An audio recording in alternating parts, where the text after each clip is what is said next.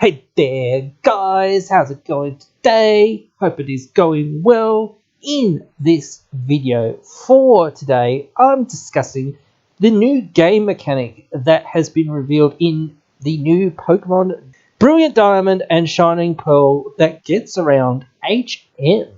But just before we get too far going on into the video, we make lots of great content here on the channel. But did you know that over 94% of people that are watching this video right now aren't subscribed? It would be of great help for this channel if you would consider subscribing, so please think about subscribing. It really helps out the channel a lot. So, in the new games, they revealed this new game mechanic part as part of their trailer, where the trainers and whatnot are running along, doing different things, and they showed how you're going to get around having to teach your Pokemon HMs. It's now part of the Pokétch, which I think is a great way to get around, this whole thing, because I think a lot of people have some nostalgia for the old HMs, but of course we all don't want to have to always have our Pokemon lumbered with somewhat of a useless move. Yes, Surf and Fly are very decent moves, but the rest of the moves aren't that good or that decent. And you've got to teach your Pokemon these moves, so it's taking up a move slot that you could be using for other things. And, again, it's just one of those things where it often causes problems that you then will have to go to the move deleter, have to find your way to find heart scales, find specific items, find different things if you have to delete these said moves. So having it available on the Pokétch is a lot better, I think. Being able to get around, having to make your Pokemon learn these moves. Now, of course, they did put out a tweet, I believe, a couple of days ago, explaining just a little bit more in depth that, yes, in fact, even if you don't have a Pokemon on your team that knows the correct or can use the correct HM move, that wild Pokemon will be summoned to do the move for you. So that's also a great little thing that I think was, sorely needed to be added. And it's one of those things, it's just another step away from this whole old school way of looking at the games and producing these games in which they used to do, which was, having to have HMs and having to have your Pokemon learn HMs and whatnot. I still think some of the stuff they did, it's sort of like what they did with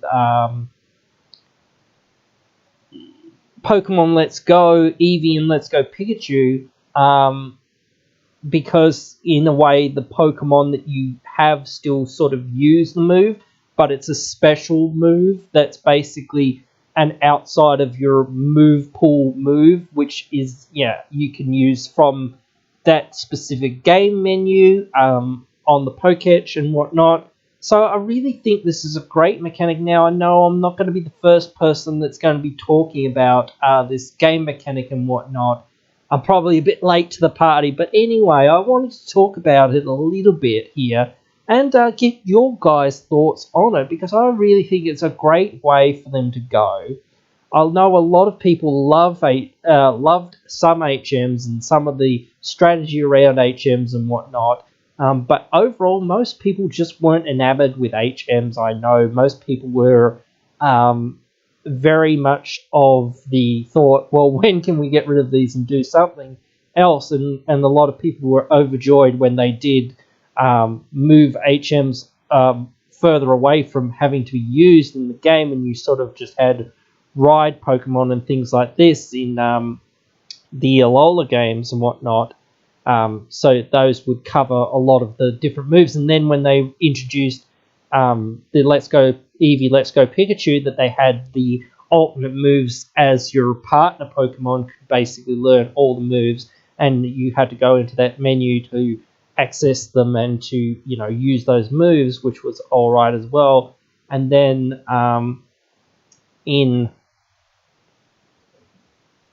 And in like Sword and Shield, you had the bike for surfing essentially, and then you could use the Corviknight flying service and whatnot as well to teleport around the map where you've already been and things like that. So that was also very, very useful. And the trains also before that, those were another way of getting around, like you needing to use HMs and whatnot, which again I think is a really cool and interesting way of getting around it. And again, I think they needed to figure out a way to, you know, get around some of the obstacles in the game. I don't think they wanted to change up this game. They wanted to keep it as close to being what the game was as a faithful remake as possible to what people experienced when they first got these games. But again, I think they were of the mind to be like, well, we don't want players to have to